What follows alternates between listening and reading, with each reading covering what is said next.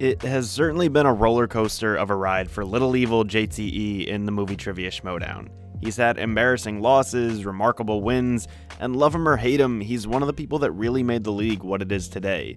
He was one of the earliest contenders to fight for the belts, he was put on trial, he was the subject of a documentary short film, and let's not forget that he has his own rule named after him.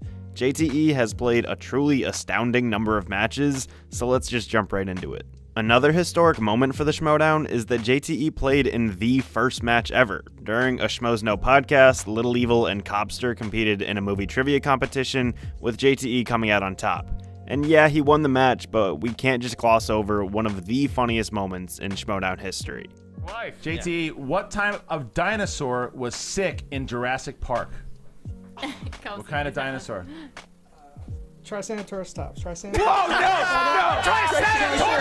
Soon after, the Ultimate Schmoedown tournament began, and JTE continued his winning streak. In August of 2014, he beat The Kid, and a month later, he defeated the co-creator of the league, Baby Carrot's Mark Ellis. JTE worked his way up to the semifinals, but was eliminated by the future winner of the tournament, Mark Yodi Riley. A little while later, JTE was back for vengeance against Riley. In the first championship match of the Collider era, things didn't go very well for the quote-unquote everyman's hero, JTE. He got knocked out 17-7 by the champ, and his losing streak started to gain traction. A few months down the line, JTE had a rematch against Ellis. In yet another historic moment for the league, we saw sudden death for the first time ever, and Mark Ellis came out on top. After JTE faced Josh Makuga in a qualifier for the 2016 tournament and lost, we witnessed one of the biggest upsets in Schmoedown history. JTE, who started out 3-0 and was a number one contender for the championship belt at one point, lost to Olympic gold medalist swimmer Cody Miller. It was probably one of the most shocking, hilarious moments I'd ever seen in the league, but nobody would have guessed what would happen next. In the Season 4 premiere, JTE, sitting on a record of 3-5, faced William Bibbiani, who was only 1-0, but we all remember Bibbs versus Andraco. The guy who pitched a perfect game in his first ever match was playing the guy who just lost to an Olympic swimmer. And what do we know about the Schmoedown? Anything can happen. JTE TKO'd the Beast, and for the first time in more than 2 years, JTE got himself a win in singles. JTE's next couple of matches weren't nearly as eventful as the previous two. In a match against Classy Clark Wolf, things were relatively close, but Wolf came out on top. And then a couple of months later, JTE played Ken Knapsack to settle a beef between the two, and Little Evil won the match. This win got the ball rolling for JTE going into the 2017 singles tournament. In the first round, he upset Drew McWeeny, then took out his partner Jeff Snyder. He beat Mike Kalinowski in the semifinals, but then ended up losing to future champion Sam Levine in the finals. Since then, we saw JTE play in a triple threat number one contenders match against Rachel Cushing and Mike Kalinowski, which saw JTE placing second. Close, but no cigar.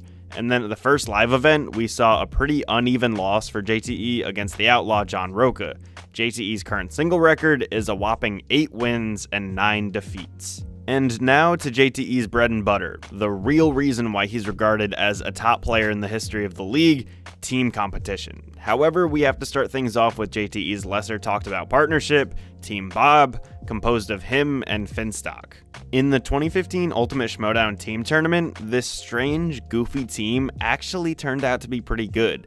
They made their way through the entire tournament, beating Team Geek, Team Collider, and Team Top 10, but then they eventually lost the championship final round match against Team Schmoes. But now the moment you've all been waiting for, JTE's phenomenal run with Jeff Snyder as the Patriots. The boys started off their incredible run with a 19-3 victory over the Mega Powers. Soon after, they TKO'd Team Heroes and made their way to a title shot against Top 10. At the end of an airtight match, the Patriots ended up winning on the final question. This began the most dominant title reign in the history of the league. Team Trek was a controversial match, but the Patriots won. Wolves of Steel was a close one, but the Patriots won. Top 10 came back for a rematch and got TKO'd. MODOK took them to sudden death, and guess what? The Patriots won. Above the Line took them to the limit, but the Patriots won. Top 10 came back yet again, which was extremely controversial, and the Patriots won. Going into May of 2018's team championship match against Above the Line, the Patriots were 9-0. That is insane.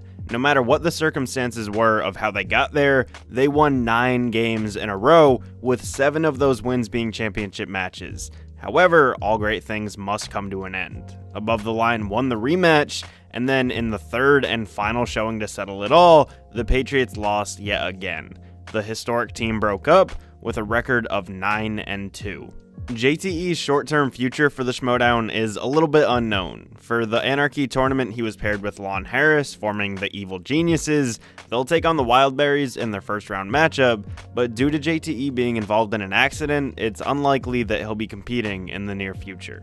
At any rate, I'd like to thank JTE for all he's done within the league. Whether it's in his wins or his losses, he's proved that anything is possible. He's a fearless competitor that has persevered through so much over the years. For every Tri-Senator tops moment, there's a Bibiani upset moment, or a sudden death title defense moment.